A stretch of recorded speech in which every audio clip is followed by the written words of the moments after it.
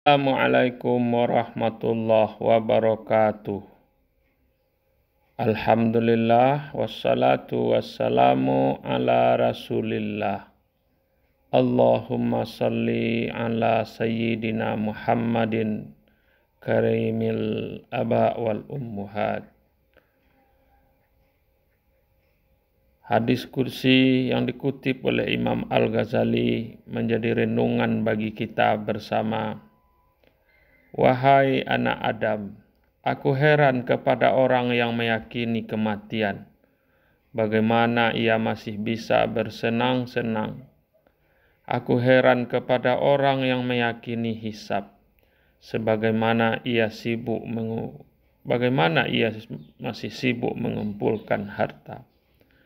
Aku heran kepada orang yang meyakini alam kubur. Bagaimana ia masih bisa tertawa. Aku heran kepada orang yang meyakini akhirat. Bagaimana ia bisa istirahat. Aku heran kepada orang yang meyakini bahwa dunia akan sirna. Bagaimana ia merasa tentram bersamanya. Aku heran kepada orang yang ahli bicara, tapi kalbunya buta. Aku heran kepada orang yang benci dengan air, tapi ia bersuci dengan air, tapi ia tidak pernah menyucikan hatinya. Aku heran kepada orang yang sibuk mengurusi aib orang lain, sementara ia lupa kepada aib dirinya sendiri. Atau kepada orang yang mengetahui bahwa Allah melihatnya. Bagaimana ia mendurhakainya? Atau kepada orang yang percaya bahwa ia akan mati sendirian, berada dalam kuburnya sendirian, dan dihisab sendirian. Bagaimana ia masih merasa senang bersama manusia? Tiada Tuhan selainku, dan Muhammad adalah hamba dan rasulku. Nasihat kedua dari hadis qudsi yang dikutip oleh Imam Al-Ghazali yang menjadi renungan bagi kita. Aku bersaksi bahwa tiada Tuhan selainku, kata Allah. Tiada sekutu bagiku dan Muhammad adalah hamba dan rasulku. Siapa yang tidak rela terhadap ketentuanku, tidak sabar terhadap ujianku, tidak mensyukuri nikmatku, dan tidak puas dengan pemberianku, maka hendaklah ia menyembah Tuhan selainku. Siapa yang sedih terhadap kehidupan dunianya, seolah-olah ia sedang murka kepadaku.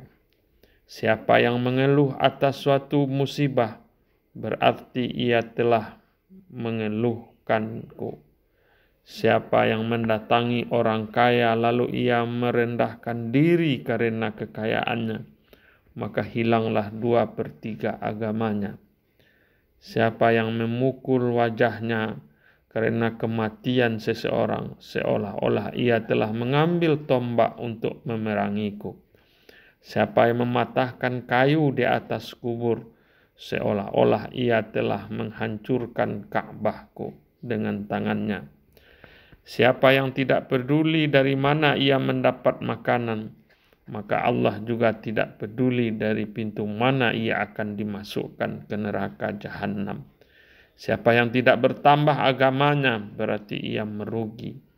Sementara orang yang merugi, mati adalah lebih baik baginya. Siapa yang mengamalkan apa yang ia ketahui, maka Allah akan mewariskan untuknya ilmu yang tidak ia ketahui.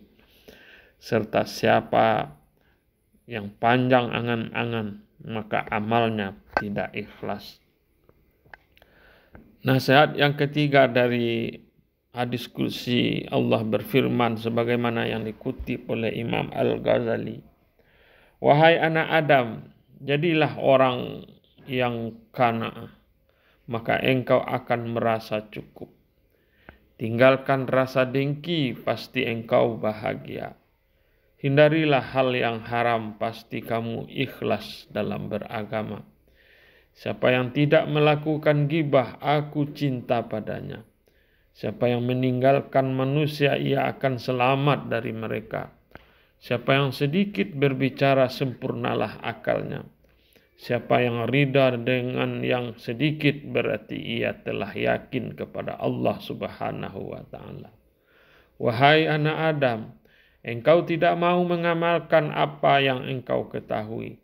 Lalu bagaimana engkau mencari pengetahuan yang tidak kamu ketahui?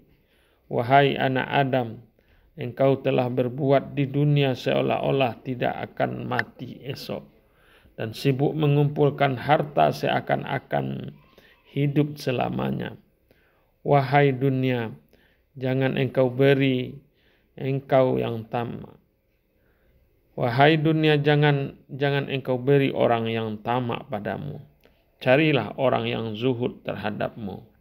Menjadi manislah engkau dengan pandangan orang yang melihatmu. Nasihat keempat yang harus kita renungkan dari hadis qudsi yang dikutip oleh Imam Al-Ghazali. Allah berfirman, wahai anak Adam, siapa yang sedih karena dunia, hal itu hanya akan menjauhkan dari Allah. Di dunia ia capek, di akhirat ia susah. Allah akan buat hatinya risau senantiasa, terus sibuk tiada henti, miskin tanpa pernah bisa kaya, dan selalu diliputi oleh angan-angan. Wahai anak Adam, umurmu setiap hari berkurang, tapi engkau tidak mengetahui. Setiap hari aku datang membawa rezekimu, tapi engkau tidak pernah bersyukur. Engkau tidak pernah puas dengan yang sedikit, dan tidak pernah kenyang dengan harta yang banyak.